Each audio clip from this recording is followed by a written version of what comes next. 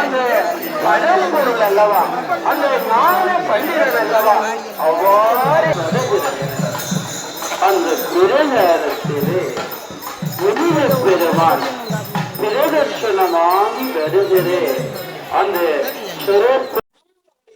Hi viewers, welcome இந்த Jaffna boys channel. எங்கள் சேனலுக்கு புதுசண்டா மறக்காதங்க, லைக் பண்ணுங்க, ஷேர் பண்ணுங்க, கட்டாயம் சப்ஸ்கிரைப் பண்ணுங்க மக்களே. நாங்கள் நிற்கிற இடம் பார்த்தீங்கன்னா கோண்டாவில் ஸ்ரீ ஞான பழனி முருகன் ஆலயத்தில் நிற்கிறோம். பார்த்தீங்கன்னா இன்றைக்கு இந்த தேர் திருவிழா மக்களே. இந்த தேர் திருவிழா முன்னிட்டு பல கோடி மக்கள் ஒன்று கூடி இருக்கின்றார்கள். இதில் என்ன அதிசயம் என்றால் பல நீண்ட நேரமாக தேர் நகரவையில் அப்படியே இருக்குது. ஒரு அரை மணித்தியாலமா நகரவையில் அந்த இடத்துல இருந்து ஒரு மாபெரும் அதிசயம் தான். இன்னைக்கு இந்த இடத்துல நிற்கிற சம்பந்தமான காணொலி தான் இருக்க போகுது மக்களே. வாங்க வீடியோ பிடிச்சா லைக் பண்ணுங்க, ஷேர் பண்ணுங்க, கட்டாயம் சப்ஸ்கிரைப் பண்ணுங்க.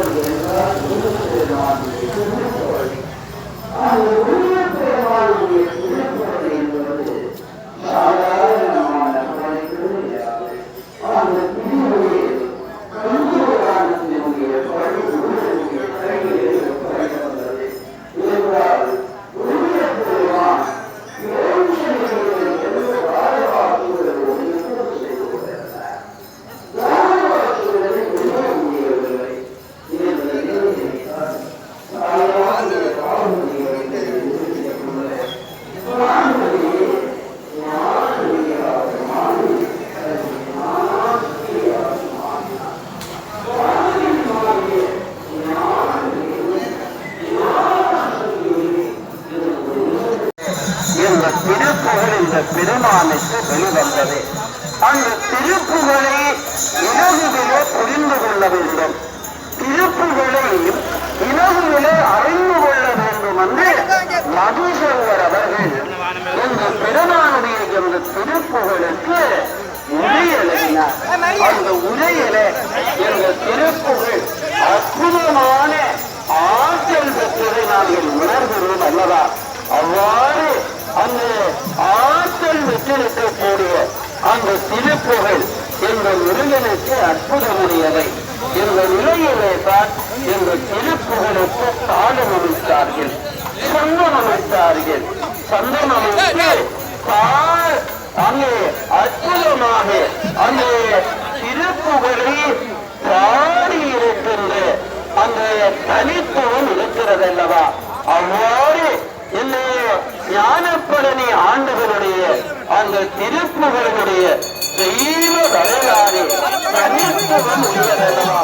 அவ்வாறு அந்த தனித்துவமுடைய வரலாற்றிலே தான் அந்த ஞானப்பழனி ஆண்டவருடைய அந்த அற்புதமான அந்த வரலாற்றினுடைய தடங்கள் பதிந்திருக்கின்ற அந்த தனித்துவத்தை நாங்கள் பார்க்கிறோம் அல்லவா.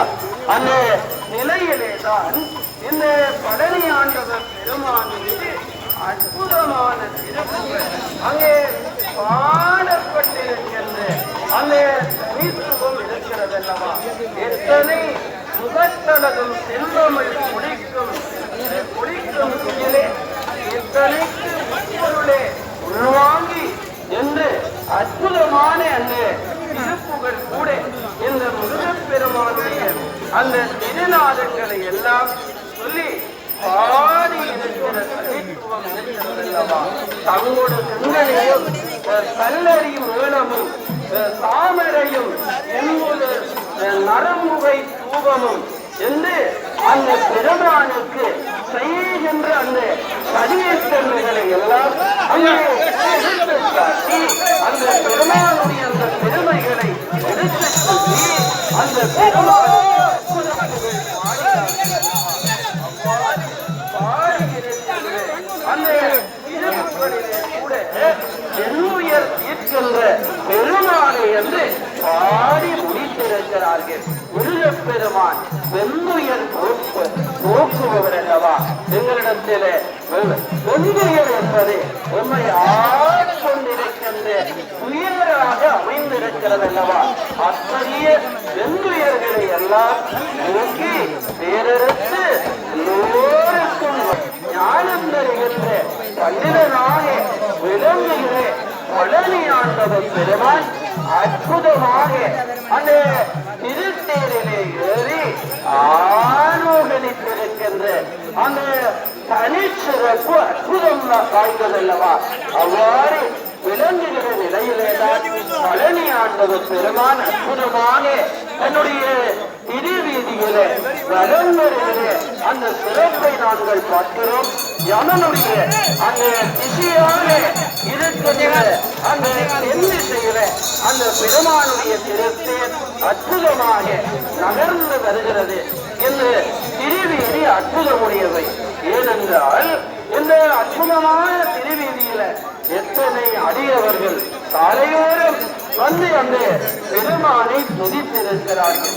அத்தகைய நிலையிலேதான் இந்த பழனியாண்டவர் பெருமானுக்கு காலத்துக்கு காலம் அடியவர்கள் அங்கே பழனியாண்டவர் பெருமானுக்கு கோயில் அமைத்தார்கள். கோயில் அமைப்பது மட்டுமல்ல, அந்த பழனியாண்டவர் பெருமானுக்கு மகா கும்பாபிஷேகம் செய்து மகிழ்ந்தார்கள். அந்த உலகிலேதான் இந்த பழனியாண்டவர் பெருமானுடைய சன்னிதானத்திலே அன்றைய ஒரு மகா கும்பாபிஷேகம் அந்த தனித்துவம் இருக்கிறது அல்லவா? அந்த நிலையில 2022ஆம் ஆண்டு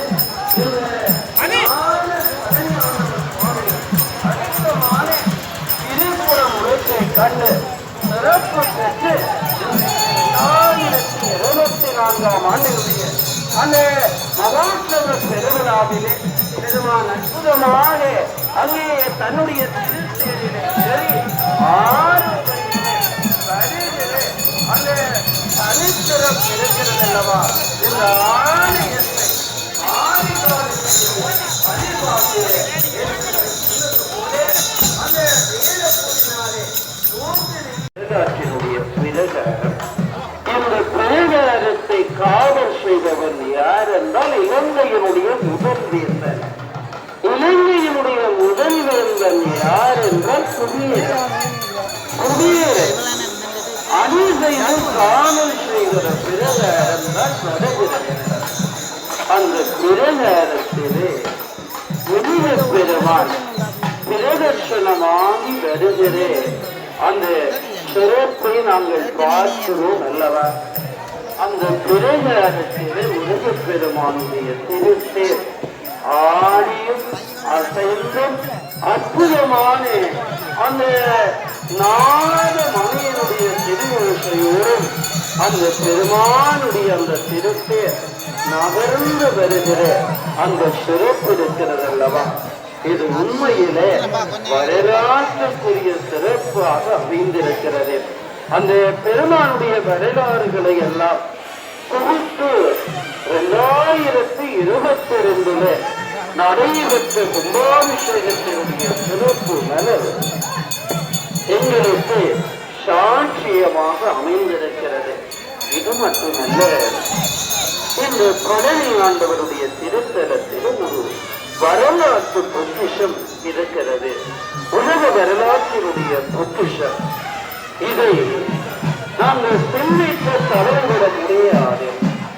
ஏனென்றால் உலகத்திலே முதலாக ஸ்ரீ சண்முக தீபம் 2019ஆம் ஆண்டு முருகனுடைய சண்முகருடைய வாழ்ந்ததற்கு நேரே கரிங்கல்லாலை அமைத்து அந்த தீபத்தை நிறுவினார்கள். அந்த ஸ்ரீ சண்முகருடைய அந்த தீபம் இன்றைக்கும் அங்கே பிரகாசம் அளித்துக் கொண்டிருக்கிற தனித்துவம் இருக்கிறது.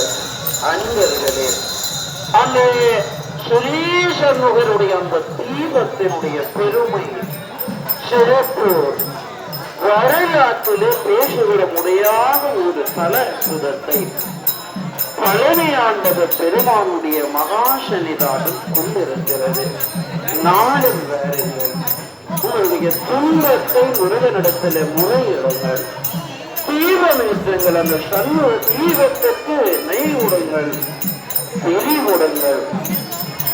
அந்த சண்முக தீபத்தை அணையாலே நீங்கள் அங்கே ஒளியேற்றிக் கொண்டிருந்தீர்களாக இருந்தால் அது அக ஒளி ஏற்றுகிற தீபம்.